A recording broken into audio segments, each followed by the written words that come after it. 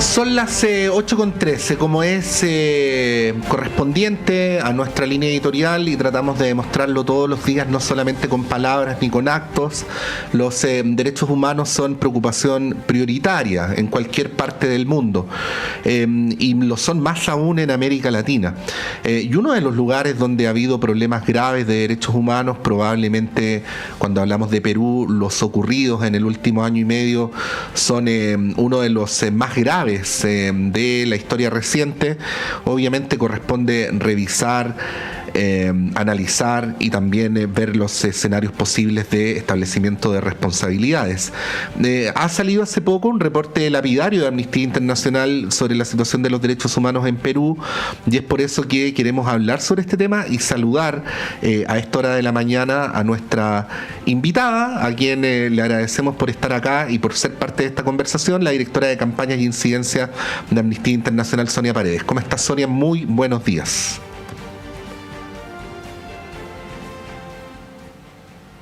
Sonia, ¿me escuchas? Vamos a tratar de escuchar, de retomar el audio con Sonia, que sabíamos que estaba ahí, que ya estaba con nosotros, pero se produjo ahí una pequeña dificultad. Vamos a ver si podemos retomar el contacto. Bueno, contarles por mientras que... sí, Sonia, ¿me escuchas? Tenemos Buenos días, ¿qué tal? ¿Me escuchas bien? Sí. Qué bueno. Te damos la bienvenida y muchas gracias por la posibilidad de poder tener esta conversación. Bueno, muchas gracias por la invitación.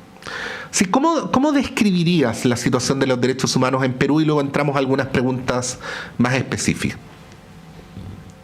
Bueno, en realidad la situación de los derechos humanos está atravesando en el país un momento bastante complicado, porque hemos evidenciado serios retrocesos, sobre todo aquellos relacionados a derechos de las mujeres, ¿no? Derechos que se fueron ganando durante décadas contra la violencia de género, ¿no? Entonces nos estamos dando cuenta justamente de que algunos avances están retrocediendo. Ahora mismo ha habido un anuncio de la incorporación del Ministerio de la Mujer al Ministerio de Desarrollo de Inclusión, y lo cual podría socavar algunas de las importantes direcciones que se crearon para frenar el tema de la desigualdad de género, ¿no? Entonces, ahí vemos que la cosa está complicada. Pero además de eso, ha habido un debilitamiento institucional importante en la cual nosotros vemos que algunas de las instituciones más significativas para la defensa de los derechos humanos podrían estar en riesgo, ¿no? Estamos hablando, por ejemplo, de la designación de los miembros del Tribunal Constitucional, ¿no? De alguna manera, la manera como se designó también al defensor del pueblo en los últimos años, ¿no? Entonces, digamos que son estos temas los que nos preocupa, porque de alguna manera definen, ¿no? la forma en que los derechos humanos van a ser sopesados, garantizados, ¿no? Y obviamente nos preocupa, ¿no? Lamentablemente continúa también esta atmósfera de impunidad frente a algunos casos de violación de derechos humanos, como son los casos que se produjeron a raíz de la represión policial por las protestas que se hicieron entre diciembre del 2022 y enero del 2023, con algunos antecedentes en el 2020, ¿no? Entonces, las protestas pacíficas están siendo reprimidas y no se encuentra justicia. Entonces, eso nos preocupa mucho. Sí. Sonia, en las protestas que hubo, ¿no? Hace algún tiempo atrás, que fueron, la fase más aguda fue fines de 2022, principios de 2023, ¿no? Sí. En esas protestas hubo 50 muertos, 1.400 heridos, y ustedes han planteado el tema de la responsabilidad del mando, pero ese planteamiento no se hace en el aire, sino se hace no solamente porque obviamente las policías responden a una autoridad política, eso ocurre en todas partes, sino también porque ustedes señalan que durante el periodo fueron de conocimiento público varias reuniones entre la jefa de Estado y los altos mandos policiales donde ella pudo haber señalado, ordenado, protestado por la situación de represión que había y no lo hizo. Hablemos de eso, porque ustedes se han ido formando la convicción de la eventual responsabilidad de la actual jefa de Estado, Dina Boluarte, en estas violaciones a los derechos humanos ocurridas en el periodo. Sí, justamente gran parte del último informe que hemos sacado se relaciona a esto, ¿no? Y bueno, a partir de las protestas, Amnistía pudo hacer un trabajo de levantamiento de información y de identificación de las víctimas. Hemos conversado con ellas, pudimos ir a los lugares donde se produjeron las protestas, que no están todas en Lima. Bueno, también hubo protestas en Lima, en la capital, pero la mayoría de ellas se encontraban en lugares más alejados, de hecho frontera incluso, ¿no?, con Bolivia, ¿no? Entonces, en nuestro primer informe, que se llamó Racismo Letal, nosotras evidenciamos ahí una serie de elementos que nos hacen pensar que muchas de las órdenes que se dieron o la manera como las fuerzas de seguridad actuaron están relacionadas con la manera como ven a las personas que protestan, ¿no? ¿Por qué? Porque la mayoría de las personas víctimas provienen justamente de grupos de regiones donde la mayoría de las personas pertenecen a un grupo mayoritariamente indígena o campesino, y que se encuentra racializado, discriminado, ¿no?, en muchas ocasiones. Y ahí está la mayor cantidad de víctimas, ¿no? Y en el último informe, donde de alguna manera nosotras estamos contribuyendo, ¿no?, a la elaboración de esta cadena de mando, lo que nosotros tratamos de presentar es que podría haber una responsabilidad penal no solamente de los jefes de la Policía Nacional o de las Fuerzas Armadas, sino también de los civiles, ¿no? Y en este caso se encontrarían pues los cargos más altos, ¿no?, recordando que la Presidenta de la República es la jefa suprema de las Fuerzas Armadas y Policiales, y también en donde nosotros pudimos identificar muchas reuniones que se tuvieron en esas semanas y que no hubo un cambio en la estrategia de represión. Es más, en algunas de las zonas que antes fueron zonas donde se vivió el conflicto armado, ¿no?, que tuvo Perú entre los años 1980 y 2000, en una de esas zonas incluso se ordena el ingreso de grupos de élite, ¿no?, que están entrenados básicamente para el combate, ¿no?, para el combate con un enemigo que podría ser un enemigo subversivo, terrorista, como nosotros lo hemos encontrado en los planes, ¿no?, en los planes de ejecución de las acciones, ¿no?, contra los manifestantes. Entonces, cuando uno empiezan a dar órdenes considerando a la persona que tienen al frente, que está manifestándose de manera, digamos, pacífica en las calles, ¿no?, y uno considera como si es un enemigo armado, ahí ya digamos que la situación, pues definitivamente la actitud que se tiene frente a eso ya es otra. Y lo más trágico es que no solamente se trata de una actitud, sino que esto trajo importante número de víctimas fatales, ¿no?, y como tú has mencionado al inicio, un importante número de heridos que no han podido continuar con su vida. Sí, Sonia. Porque simplemente. Sí. Hay un sesgo que uno ve a veces en las policías latinoamericanas, quizás no solo de América Latina, pero de ver a quien se manifiesta como por sus derechos como un enemigo, ¿no? Deduzco de tus palabras que esa subjetividad también ustedes la aprecian acá, pero me llamó mucho la atención. Tampoco es tan raro, pero me gustaría al menos como detenerme ahí, porque no hay que naturalizarlo, que de tus palabras también se deduce una subjetividad racista y clasista en la represión, ¿no? Hablemos de esos tres factores, porque de eso uno puede deducir que hay una manera de ver el mundo en los individuos policías que tiende a reprimir a algunos en vez de otros, ¿no? O con más dureza. ¿Perdón? ¿No? Por ejemplo, sí. Desde el inicio de la protesta, o sea, el derecho a la protesta, ¿no?, en este momento se encontraría, podría decirse, en riesgo, ¿no? En la mayoría de países, en muchos países, probablemente en otras regiones también, como tú mencionas, nos encontramos frente a esto, frente a una represión dura, ¿no? Que causa, digamos, tiene consecuencias fatales, o por ejemplo en el caso de Chile y Colombia, ¿no? Donde también Amnistía pudo levantar información con las secuelas que tuvo la pérdida de visión de varias de los jóvenes manifestantes que estuvieron ahí, ¿no? Hace algunos años. Y esto también se está repitiendo en Perú. Pero en Perú hay un tema adicional que es el tema de, digamos, no voy a decir las diferencias raciales porque nosotros tenemos una población mayoritariamente indígena en muchas regiones, ¿no? Pero ese es un tema de autoidentificación, no estamos hablando de datos del censo. Sí. ¿No? Sin embargo, cuando para reprimir una protesta, sea en una comunidad campesina o en una capital de región que es mayoritariamente indígena, nos damos cuenta de que ahí los planes podrían cambiar, ¿no? Entonces, estamos hablando, por ejemplo, de uso desproporcionado de la fuerza, ¿no?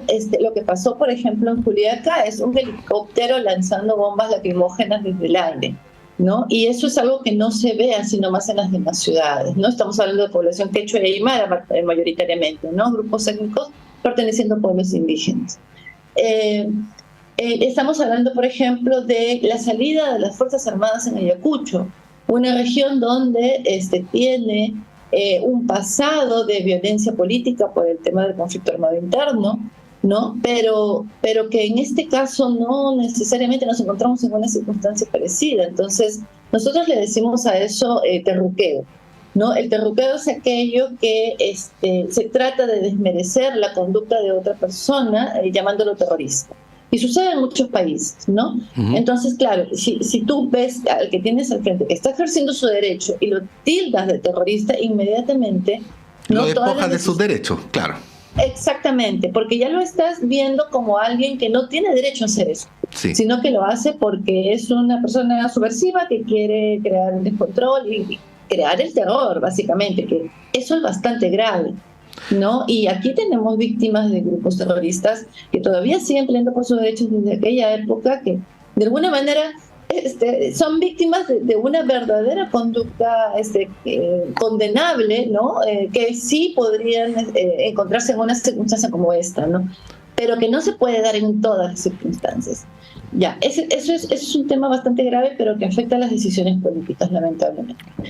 Y el otro tema, ¿no? Es que, por ejemplo, se hace uso desproporcionado e ilegal de la fuerza, ¿no? ¿En qué punto empiezan a salir armas de fuego contra manifestantes para disparar directamente contra ellas? Ninguna de las personas que fallecen tenía un arma, porque al momento de hacer las necropsias se hacen las pruebas de absorción atómica y no se encuentran restos de pólvora. Entonces, sí hay una desproporción en el uso de armas, ¿no? Al momento de, digamos, del enfrentamiento que muchas veces tenían los manifestantes con la policía cuando no les permiten pasar. Ya, o sea, no es lo que convencionalmente corresponde a la legítima defensa, ¿no?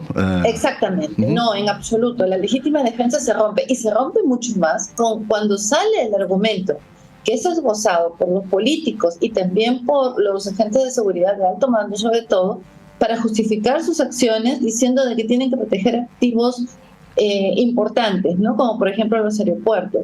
Ninguna propiedad, ni posesión, ni bien va a estar más allá de la vida.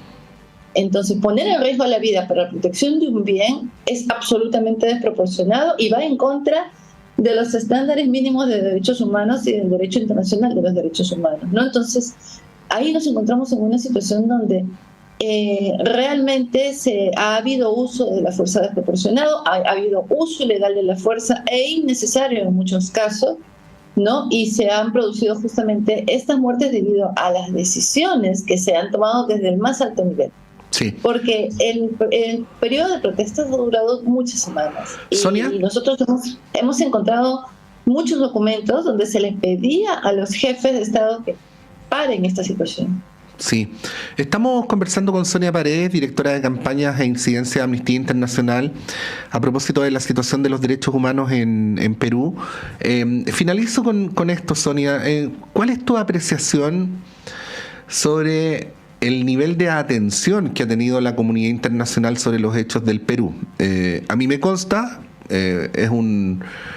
yo no hago halagos innecesarios, ¿no? Me consta que Amnistía está pendiente de las situaciones en todos los países, pero a veces la comunidad internacional se distrae en función de otras consideraciones, le pone más atención a algunas partes que a otras. ¿Cómo ves en general el nivel de conocimiento y de preocupación de la comunidad internacional respecto a la situación de los derechos humanos en Perú? Bueno, nosotros hemos tenido una primera visita que se hizo de manera muy rápida, muy oportuna, de la Comisión Interamericana al lugar de los hechos, ¿no? Cuando se empezaron a producir en enero. En el 2023, entonces, y ellos sacaron un comunicado importante, ¿no? Un informe de misión importante en donde justamente se pedía esta especie de rendición de cuentas de lo que estaba sucediendo. Pero lamentablemente nos encontramos en una situación de desacato frente al sistema interamericano de parte de los políticos peruanos, ¿no? Entonces, lo que está sucediendo es que simplemente el Perú no está respondiendo de manera efectiva a los pedidos, ¿no? Por ejemplo, muchos de los efectivos policiales que se encontraron dentro de las protestas y que llamó la atención de la Corte Interamericana y de otras organizaciones que también vinieron, que son civiles como Amnistía, como Human Rights Watch, ¿no? Y también las relatorías que han habido del sistema de Naciones Unidas, e incluso el informe del Alto Comisionado de las Naciones Unidas para los Derechos Humanos. Entonces todos ellos han estado hablando del uso desproporcionado de la fuerza, y sin embargo, lamentablemente muchos de los agentes policiales que se han encontrado involucrados han sido incluso han recibido incluso algunos merecimientos, algunos premios, por decirlo de alguna manera, ¿no? Entonces, nos encontramos en una situación donde en realidad las personas que no están haciendo bien su trabajo están siendo ascendidas, ¿no? Entonces, ahí, por ejemplo, sí vemos que aunque estamos dentro de una comunidad internacional de derechos humanos y buscamos que se responda a esta comunidad internacional de derechos humanos, el país no está respondiendo como parte de esta comunidad. Y lamentablemente es una sensación, ¿no?, de aislamiento y de desprotección que no se veía durante décadas, ¿no? Entonces, es importante que llamar la atención y que otros países de la comunidad puedan ver lo que está, y de la región puedan ver lo que está pasando en Perú, para de alguna manera ejercer algún tipo de presión internacional y romper con este clima de impunidad, porque la impunidad al final solo crea repetición, ¿no? Si estos procesos no se obtiene la justicia que se requiere, esto se va a volver a repetir en cualquier momento, ¿no? Y una vez más el derecho de todos los ciudadanos y ciudadanas a salir a protestar se va a ver de alguna manera coadyuvado, se va a ver presionado, y no van no va a poder ejercerse de manera libre, no va a garantizarse de ninguna manera. Acaba de aprobarse en el Congreso una ley donde los delitos de lesa humanidad prescriben, lo cual atenta contra su propia naturaleza, ¿no? Y sin embargo, simplemente se ha aprobado y se ha promulgado y es ley vigente, y va a crear que muchas de las personas que tienen juicios en este momento por derechos humanos, por delitos de lesa humanidad, como violencia sexual, torturas, ¿no?, secuestros en las épocas de los 80, 90, podrían quedar de alguna manera liberados, ¿no?, porque ya se acogen a la prescripción. Es una situación muy grave en la que nos encontramos, sí, estamos en una situación muy grave. Y ojalá podamos tener más atención de la comunidad internacional en ese sentido. Hemos conversado con Sonia Paredes, directora de campañas e incidencia Amnistía Internacional. Precisamente uno de los propósitos de esta entrevista es visibilizar la situación de los derechos humanos en Perú, que por supuesto nos preocupa, porque son los derechos humanos, pero además porque es un país vecino y hermano. Sonia Paredes, muchas gracias por esta entrevista, que tengas un buen día y un buen fin de semana. Muchas gracias. Gracias, Sonia. Son las 8:32, vamos a ir un breve alto y a la vuelta a nuestro panel de conversación en este día viernes.